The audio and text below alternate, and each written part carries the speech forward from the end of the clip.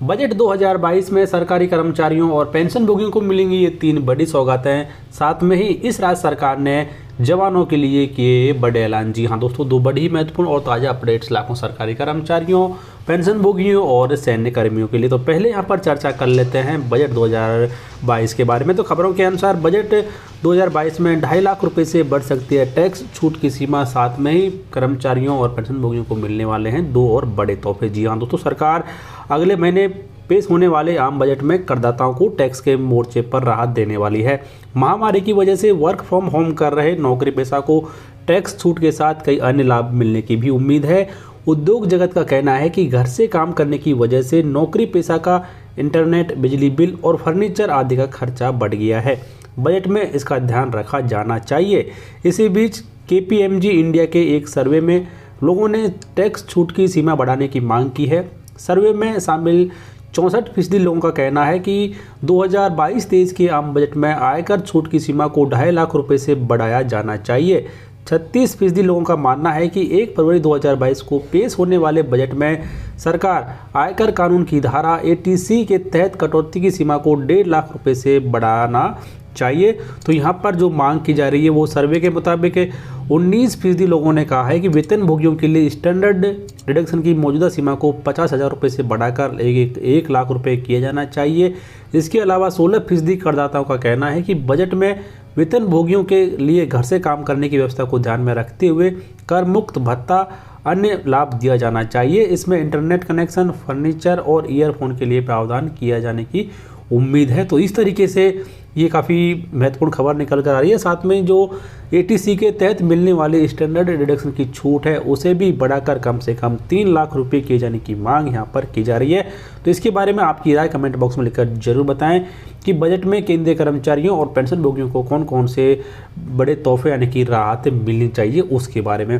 तो इसके बाद में वीडियो की अगली और बड़ी खबर यहाँ पर निकल कर आ रही है तेलंगाना से, क्योंकि तेलंगाना राज्य सरकार ने जो हमारे फौजी भाई हैं, सोल्जर्स हैं, उनके लिए बड़े ऐलानों की घोषणा की है। तो यहाँ पर जो खबर निकल रही है उस खबर के अनुसार तेलंगाना राज्य के जो चीफ मिनिस्टर हैं श्री चंद्रशेखर राव, उनके द्वारा जवानों के वेलफेयर के लिए कई कल्याणकारी कदम उठाए गए हैं। और यहाँ पर कहा गया है कि जो द्वितीय विश्व युद्ध में भाग लेने वाले जो सोल्जर्स हैं उनकी जो पेंशन 3,000 रुपये थी उसे बढ़ाकर 6,000 रुपये कर दिया गया है। और इसके अलावा कुछ अन्य बड़ी राहत यहाँ पर दी गई है कि जो चीफ मिनिस्टर फंड है उससे भी 25,000 रुपये की हर साल मदद जवानों को की जाएगी। इसके अलावा कुछ बड़े जो रिवार्ड्स हैं उनकी भी जो राशि है वो बढ़ा दी गई है। यहाँ पर कहा गया है कि जो परमवीर प्राप्त जो जवान हैं जिनको कि परमवीर चक्र मिला हुआ है उन्हें 2.5 करोड़ रुपए की मदद सरकार के द्वारा दी जाएगी। इसके अलावा महावीर चक्र और जो कीर्ति चक्र प्राप्त जवान हैं उन्हें 1.25 करोड़ रुपए की यानी कि 1.25 करोड़ रुपए की मदद सरकार के द्वारा की जाएगी। इसके अलावा वीर चक्र और शौर्य चक्र प्राप्त करने वाले जवानों को 75 लाख रुपए की सहायता, सेना जो मेडल है उस प्राप्त जवानों को 30 लाख रुपए। इसके अलावा जो अन्य अवार्ड हैं वहाँ पर 30 लाख रुपए की। फिर यहाँ पर सर्वोत्तम युद्ध सेवा जो मेडल है उसमें 25 लाख रुपए की, उत्तम युद्ध सेवा मेडल प्राप्त करने वालों को 20 लाख रुपए की और युद्ध सेवा मेडल वालों को 5 लाख रुपए तक की मदद राज्य सरकार के द्वारा दी जाएगी। इसके अलावा यहाँ पर कहा गया है कि जो जवान हैं उनके बच्चों को सरकारी नौकरियों में रिजर्वेशन यानी कि आरक्षण दिया जा रहा है। इसके अलावा जो गुरुकुला स्कूल है एडमिशन वहाँ पर भी जवानों के बच्चों को छूट दी जा रही है। और इसके अलावा जो जवान हैं उनके व्हीकल्स पर लाइफ टाइम टैक्स से छूट भी उन्हें दी जा रही है। इसके अलावा यदि जवान अपने घर बनाते हैं तो उन्हें प्रॉपर्टी टैक्स में भी छूट यहाँ पर सरकार के द्वारा दी गई है।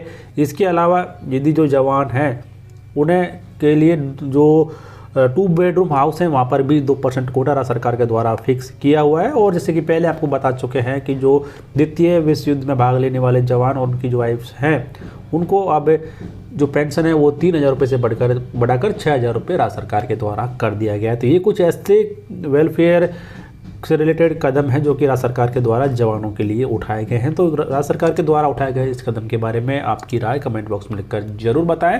इस वीडियो को लाइक और शेयर करें, चैनल को सब्सक्राइब कर लें, बेल आइकन प्रेस कर दें हर एक लेटेस्ट अपडेट सबसे पहले देखने के लिए।